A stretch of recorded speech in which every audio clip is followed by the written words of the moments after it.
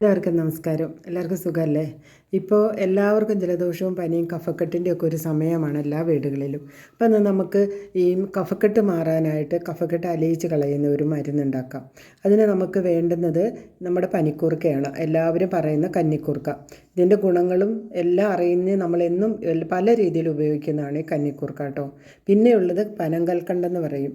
പനയിൽ നിന്നും നീരെടുത്ത് പനേൻ്റെ നീരിൽ നിന്നും കരിമ്പനയുടെ നീരിൽ നിന്നും ഉണ്ടാക്കുന്നത് അത് പറ്റിച്ചെടുത്ത് ഉരുട്ടി ഉണ്ടാക്കുന്നതാണ് ഈ പനങ്കൽക്കട്ട് എന്ന് പറയുന്നത്. ഇതിന് വളരെ മധുരം കുറവാണ്. ഇതിനകത്ത് ധാരാളം ധാതുക്കൾ അടങ്ങിയിട്ടുണ്ട്. ഇതിൻ്റെ ഗുണങ്ങൾ അയൺ, സിങ്ക്, പൊട്ടാസ്യം, മഗ്നീഷ്യം ഇങ്ങനെ ഒത്തിരി ഗുണങ്ങൾ ഇതിനകത്ത് ഒത്തിരി മരുന്നുകൾ നമുക്ക് വേണ്ടുന്ന ആവശ്യമായ പോഷകഘടകങ്ങളുണ്ട്.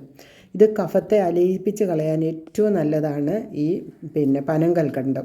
ഇതിന് ബെല്ലമോ പഞ്ചസാരയോ ഒന്നുമല്ല, അതുകൊണ്ട് ചേർത്തിട്ട് കാര്യമില്ല കേട്ടോ. ഈ മരുന്നുണ്ടാക്കാൻ ഈ പനങ്കൽക്കണ്ടം തന്നെ വേണം. പണ്ട് കാലത്ത് തന്നെ നമ്മൾ കുട്ടികൾക്ക് കുറുക്കുണ്ടാക്കാൻ കുറുക്കിൽ കൊടുക്കുന്നത് പനങ്കൽക്കണ്ടമാണ്. പെട്ടെന്ന് ദഹിക്കാനും കഫങ്ങളൊക്കെ ഉണ്ടെങ്കിൽ പോകാൻ ഏറ്റവും നല്ലതാണ് പനങ്കൽക്കണ്ടം. അതുപോലെ തന്നെ പനിയുള്ളപ്പോൾ നമ്മൾ ഈ പനങ്കൽക്കണ്ടവും ചുക്കും കൂട്ടി പൊടിച്ച് കഴിക്കാറുണ്ട്. അപ്പോൾ ഇതും കൊണ്ട് നമുക്കൊരു സിറപ്പ് ഉണ്ടാക്കാൻ പറ്റും, ഈ പനങ്കൽക്കണ്ടവും പനിക്കൂർക്കയും വെച്ചിട്ട്.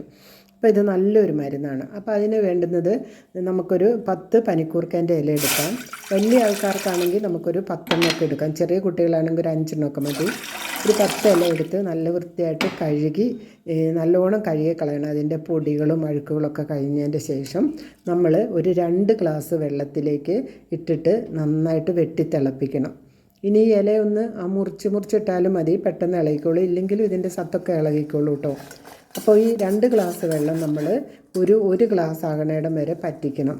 ഈ പനിക്കൂർക്കയിൽ ഇട്ടതിൻ്റെ ശേഷം 1 ഗ്ലാസ്സായി പറ്റിച്ചതിൻ്റെ ശേഷം അതിനകത്തേക്ക് നമ്മൾ ഒരു 3 സ്പൂണ് പനങ്കൽക്കണ്ടം ഇട്ട് കൊടുക്കണം. അത് പറ്റി ആ പനങ്കൽക്കണ്ടം കൂടെ ഇട്ട് കുറുകി വറ്റി വന്ന് ഒരു 1/2 ഗ്ലാസ്സാക്കി മാറ്റണം നമ്മളിത്. ഇതിപ്പോൾ ഒരു കുട്ടികൾക്കുള്ളതല്ല, ഇവിടെ വലിയ ആൾക്കാർക്കുള്ള കഫക്കെട്ട്, ജലദോഷവും കഫക്കെട്ടുമാണ്. അപ്പോൾ കെട്ടിക്കിടക്കുന്ന കഫക്കെട്ടിനെയൊക്കെ അലിയിപ്പിച്ച് കളയാൻ ഏറ്റവും നല്ല മരുന്നാണ് ഇത്. നമ്മൾ വലിയ ആൾക്കാരാണെങ്കിൽ ഈ ഒരു 1/2 ഗ്ലാസ് ആക്കി വെച്ചിട്ട് ഇതിനകത്തുനിന്ന് ഒരു 4-5 സ്പൂണ് പതുക്കെ വായിൽ ഒഴിച്ച് അലിയിപ്പിച്ച് കുടിക്കുവാണെങ്കിൽ നമുക്ക് 2 ദിവസം കൊണ്ട് നമ്മുടെ കഫക്കെട്ടൊക്കെ അലിഞ്ഞു പോയിരുന്നതായിരിക്കും കേട്ടോ. അത്രയും നല്ല മരുന്നാണ്. അപ്പോൾ ഇത് നമ്മൾ അലിയിപ്പിച്ച് കുടിക്കുന്നതിന് കാരണം എന്താണെന്ന് വെച്ചാൽ നമ്മുടെ തൊണ്ടയിലുണ്ടാകുന്ന എന്തെങ്കിലും ഇൻഫെക്ഷനോ അസ്വസ്ഥതയോ ബുദ്ധിമുട്ടൊക്കെ ഉണ്ടെങ്കിൽ അതിനും കൂടി നല്ലതാണ് നമ്മൾ ഒറ്റയടിക്ക് കുടിക്കാതെ ഇത് പതുക്കെ ഇറക്കുന്നത്. അപ്പോൾ ഇത് നമ്മൾ ഫ്രിഡ്ജിലൊന്നും വെക്കണ്ട, ഇത് തിളപ്പിച്ച് അരിച്ച് നമ്മൾ പുറത്ത് വെച്ചാൽ മതി. ഇപ്പോൾ ഇതിപ്പോൾ 1/2 ഗ്ലാസ് അല്ലേ ഉള്ളൂ, ഒരു 2, 3, 4 സ്പൂണൊക്കെ നമ്മളൊരു 4-5 സ്പൂണ് വെച്ച് കഴിക്കുമ്പോൾ ചെറിയൊന്ന് ചൂടാക്കിയിട്ട് അത് അലിയിപ്പിച്ച് കഴിച്ചാൽ മാത്രം മതി. നല്ല ഗുണമുള്ള നല്ല എഫക്റ്റീവായ ഒരു മരുന്നാണ് ഈ പനങ്കൽക്കണ്ടവും പനിക്കൂർക്കേൻ്റെ ഇതും കൂടെ പറ്റിച്ചെടുത്ത് സിറപ്പ് കേട്ടോ. കുട്ടികൾക്കാണെങ്കിൽ നമുക്ക് ഒരു 3 വയസ്സ് വരെയുള്ള കുട്ടികൾക്ക് ഇത് കൊടുക്കേണ്ടതെന്നാണ് ഡോക്ടർമാർ പറഞ്ഞത്. 3 വയസ്സിൻ്റെ ശേഷമുള്ളതാണെങ്കിൽ നമുക്ക് അവർക്കൊരു 2-3 സ്പൂണ് വെച്ചിട്ട് ഭക്ഷണത്തിൻ്റെ ശേഷം കൊടുക്കാവുന്നതാണ്.